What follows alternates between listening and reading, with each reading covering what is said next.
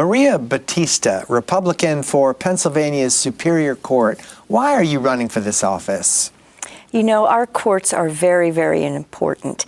And it really started about 15 years ago when I put on a legal program, a symposium at Clarion University after the Cash for Kids scandal broke in Luzerne County.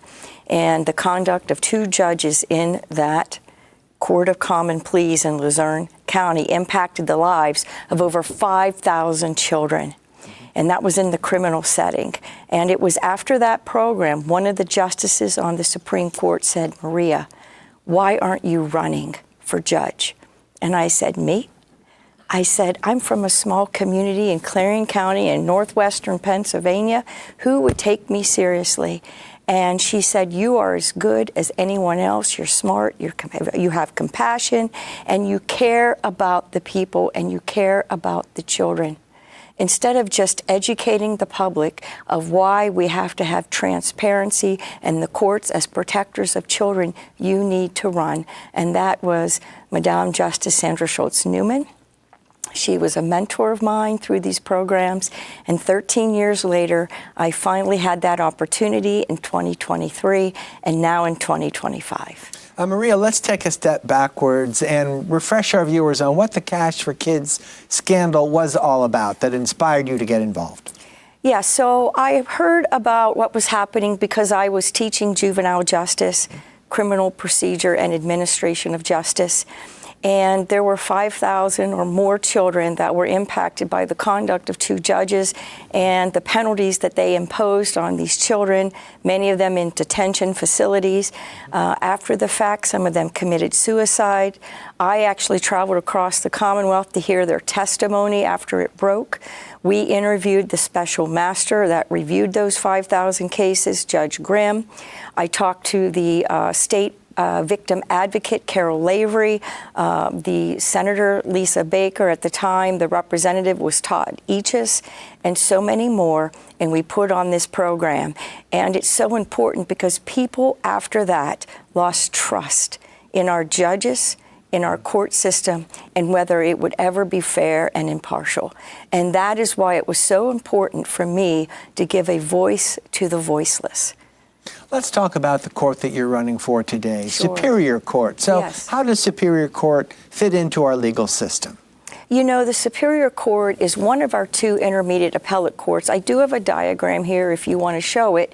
But if you think of our court system as a pyramid, the Supreme Court is at the top. Right below the Supreme Court, there are 2 intermediate appellate courts, the Superior Court and the Commonwealth Court. When you think about the Superior Court, think about these things. Do you want your communities to be safe? All criminal matters, if appealed from a court of common pleas, from any of the 67 counties, go to the Superior Court. I ask people, do you care about your families, your children, your grandchildren? All matters related to families and children go to the Superior Court. One example would be child custody cases and what is in the best interest of the child. Do you care about your property rights? Property issues go to the Superior Court. If you're a business owner, do you care about your businesses or contracts that you may enter into? Those, so long as they aren't government related, would be appealed to the Superior Court. If a loved one passes away and there's a dispute over the assets and what happens to those assets, if it's ultimately appealed, it goes to the Superior Court. If you're injured, other than a work-related injury, it would go to the Superior Court, and so many other types of cases.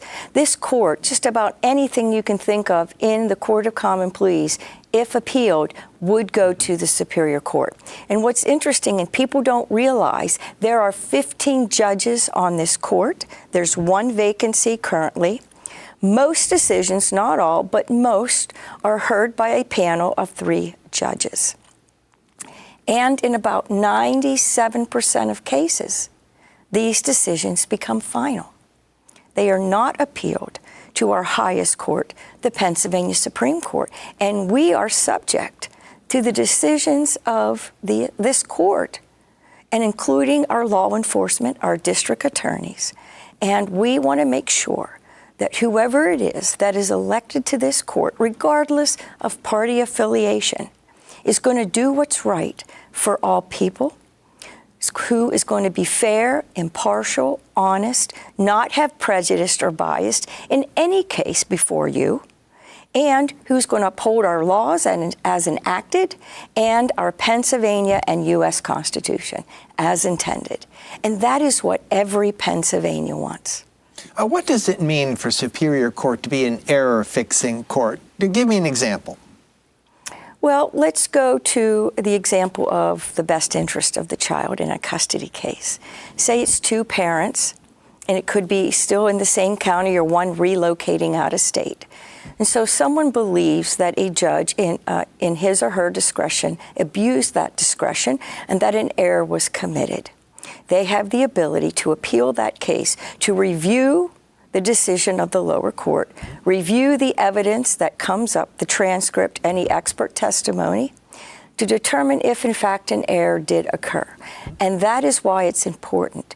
It's a chance for people, if they believe that something didn't go as they thought it should, in the court of common pleas, they have a right to appeal that case to the Superior Court. To the contrary, the Commonwealth Court, people get confused between the two. Think of that as a government-related court. Most of the cases there are administrative law or some government agency. It could be a lower government entity. It could be a school district on school funding cases. But say that you have a professional license, like a nurse. Your license is issued by the Department of State. That is a state agency. Say, for example, that you went out on New Year's Eve, you got a DUI, and you pled guilty to that DUI. Well, then you have the obligation to report that to the Board of Nursing in Pennsylvania. Then they have to make a decision with a hearing examiner, like I was, whether, in fact, you're safe to practice your profession.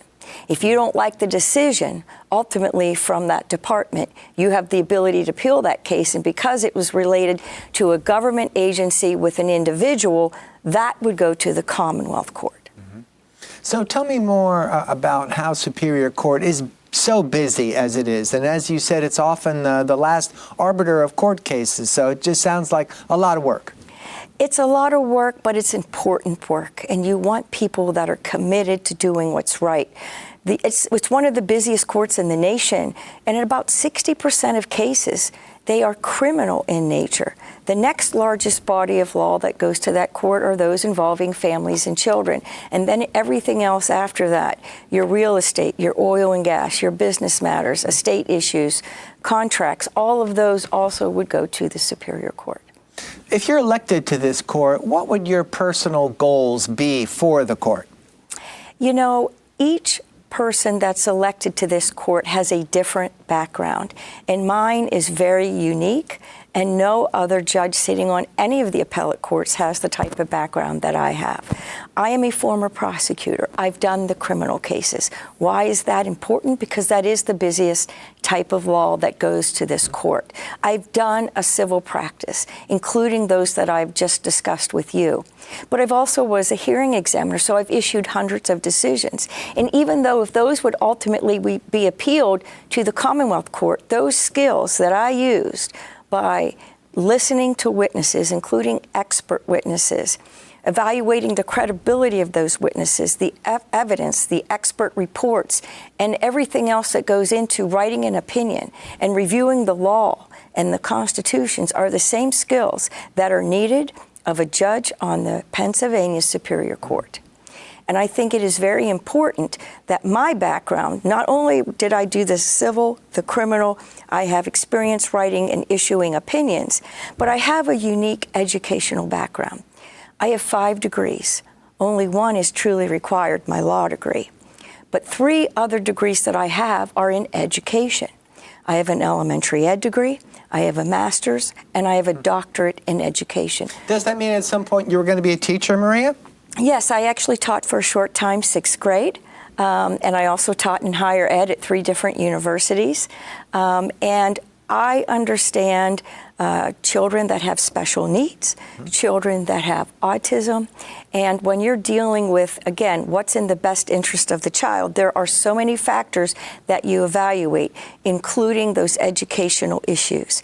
And if you were a party that had a case before the Superior Court and you had a panel of 3 judges reviewing that case, would you have a preference of having a sitting judge that's had experience with children, not only as a mother, but also as an educator who had experience reviewing IEPs, who had experience with children with autism and disabilities? Certainly most parents would say, yes, I would have that. I would like to have that. So when they're evaluating what parent or what grandparent or third party or whatever the issue is, that they truly understand the case that's before them.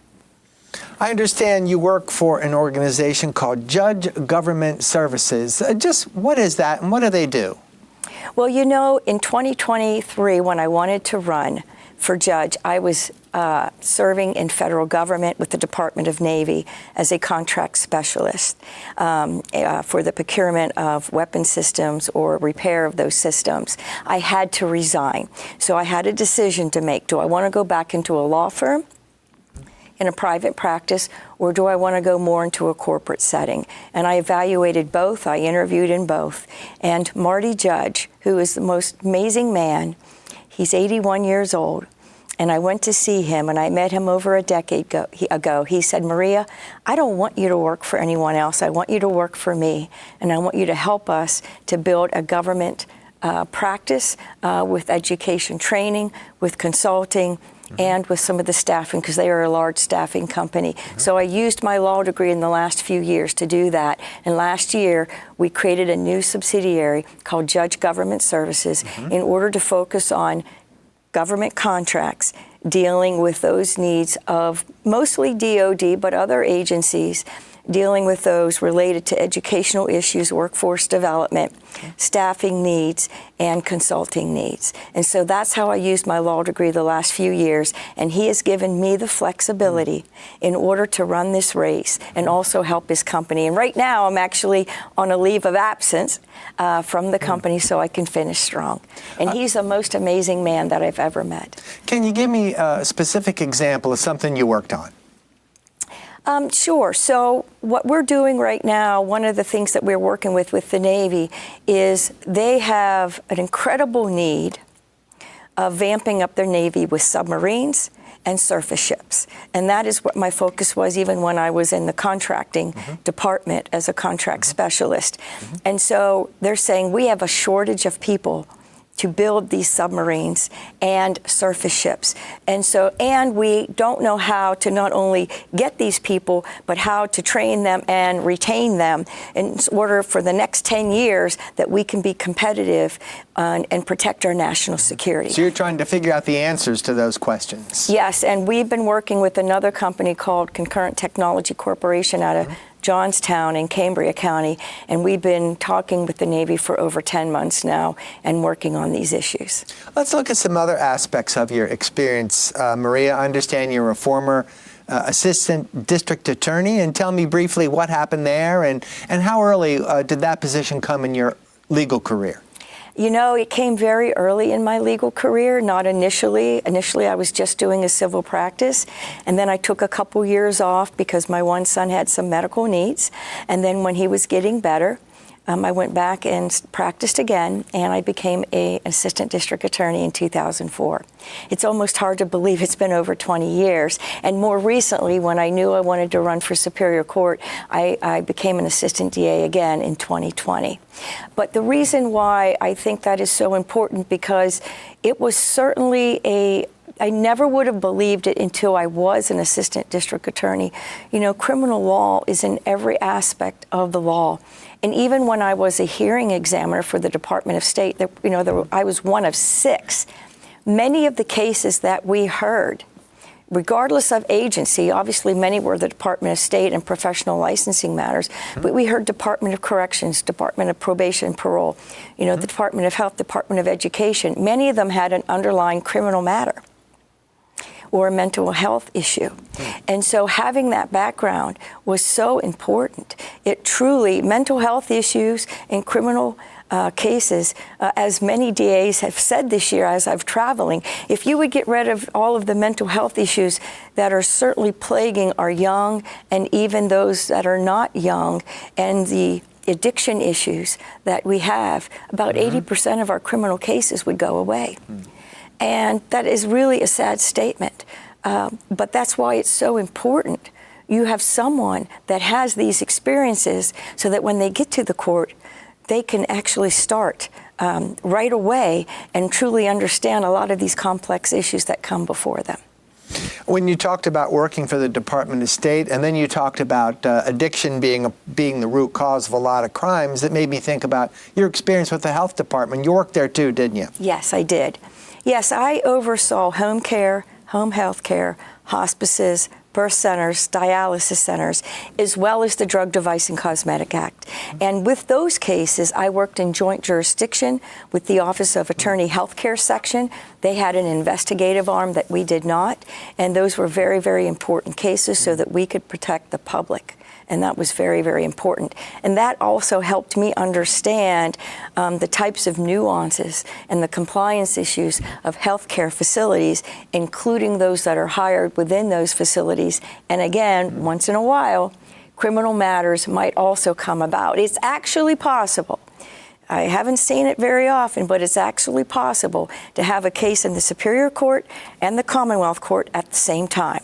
How does that happen? Say that you had a conviction and you believe that there was an error, and so you're appealing it to the Superior Court, and that conviction that you got, even though you appealed it, then you have an issue if you have a professional license, and then you're appealing that potentially, and it goes up to the Commonwealth Court.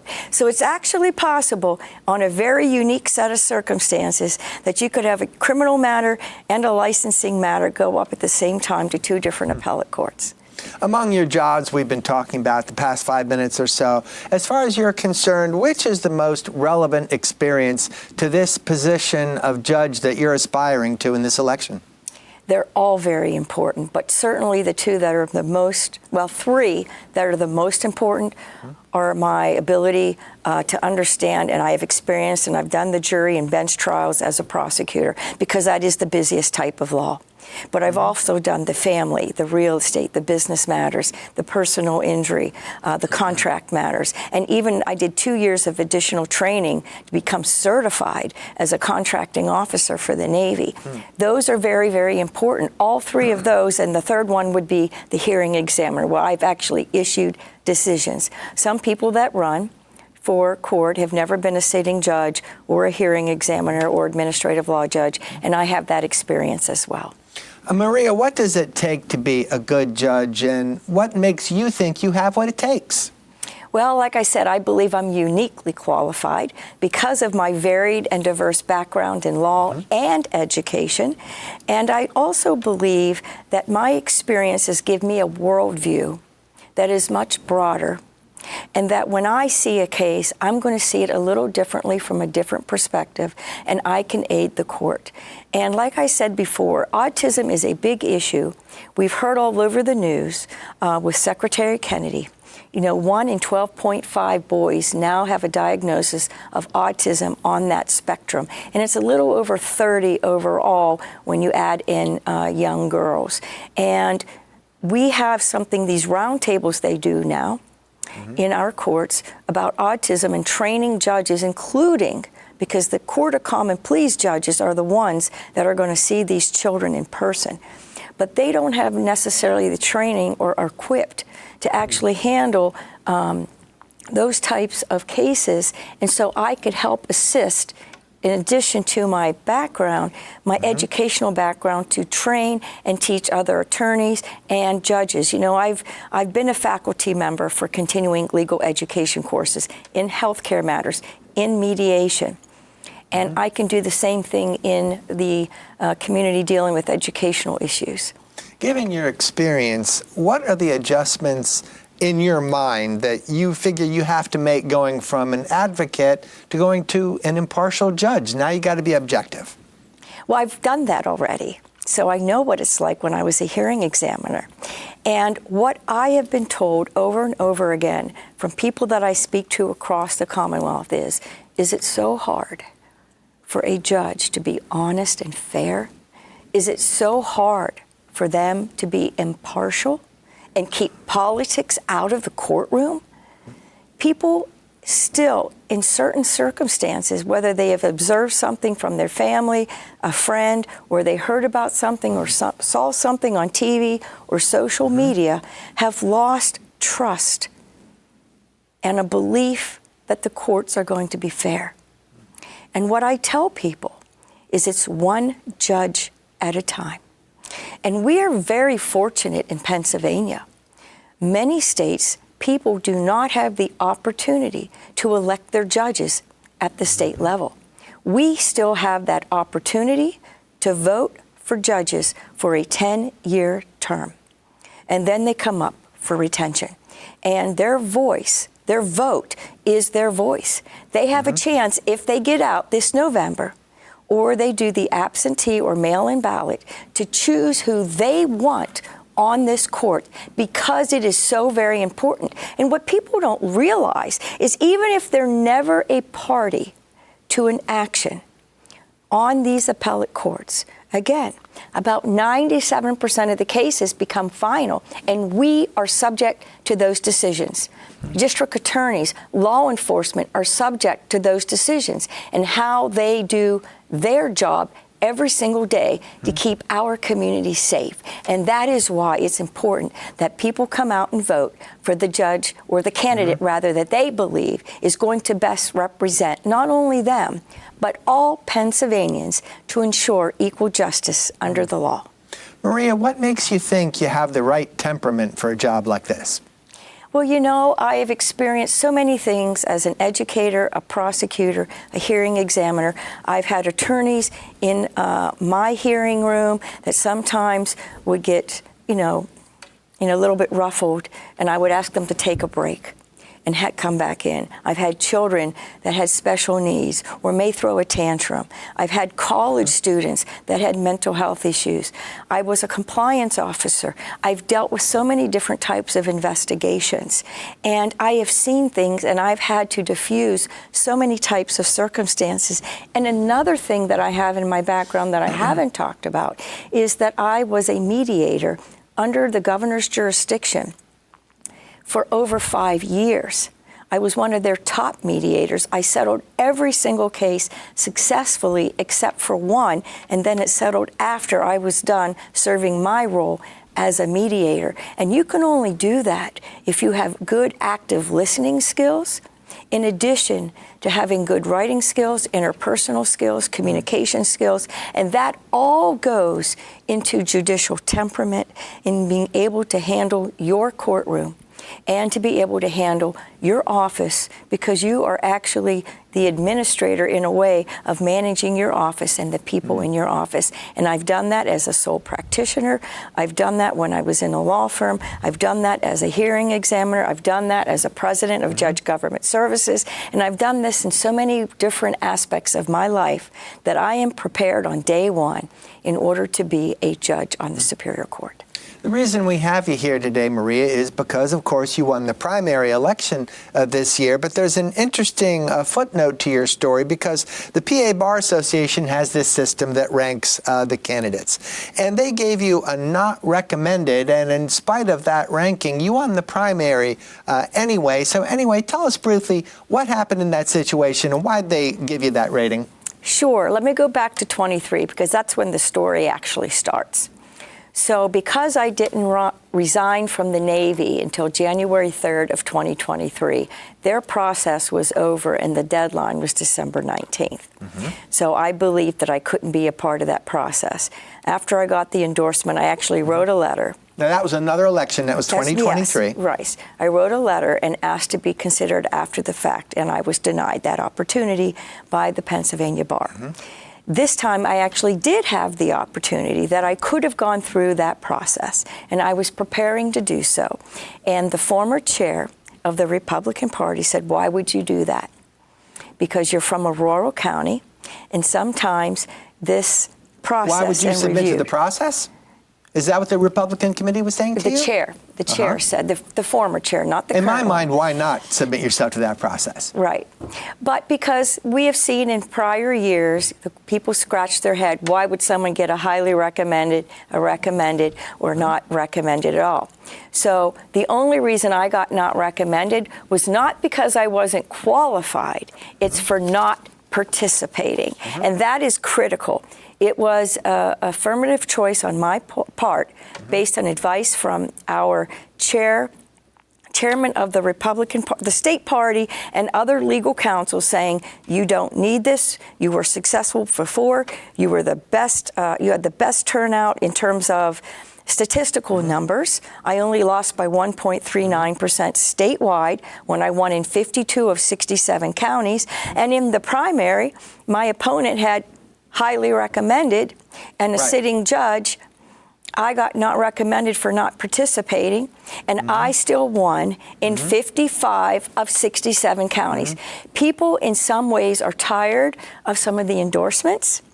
They want to make a decision. Including the bar associations? I believe so, or they don't even know about it. Most of the time in these particular races, you will be lucky if 1 in 10 people even know who the judicial candidates are. And so what they're looking for when they do find out, or they're given a palm card like this one at the polls, they'll say, oh, your education. You have a doctorate in education from the University of Pittsburgh. You have a law degree from Ohio Northern University. Oh, I see you went to Westminster College for your master's and you went to Clarion University for your bachelor's, and I have 2. They look at, oh, you have 2 generations of military family. I like that. Oh, you work for the Department of Defense. More than not, people are not even looking at my legal experience, which is so very important. They're trying to find a common connection or a common denominator with me for a reason why they should vote for me over any other candidate in this race. And it's remarkable to me how people try to connect with you. And more often than not, it has nothing to do with your legal background. We only have about a minute left, so use that time and tell our viewers why they ought to vote for you for judge. Yes. My name is Maria Battista, and I reside in Clarion County in northwestern Pennsylvania. But I have traveled across this Commonwealth to all 67 counties. I have practiced law across this Commonwealth. And I have the skills and requisite necessary requirements in order to be a great judge on the Superior Court. And what you want is someone who will be fair and impartial and who will not legislate from the bench and make sure that we uphold our laws and our Pennsylvania and U.S. Constitution. And I ask you to join my hand and cross that bridge and bring one more judge to the Superior Court who is going to be a judge for all Pennsylvanians so that we may have equal justice under the law. Maria Battista, Republican for Pennsylvania Superior Court, thanks for joining us. Thank you so much.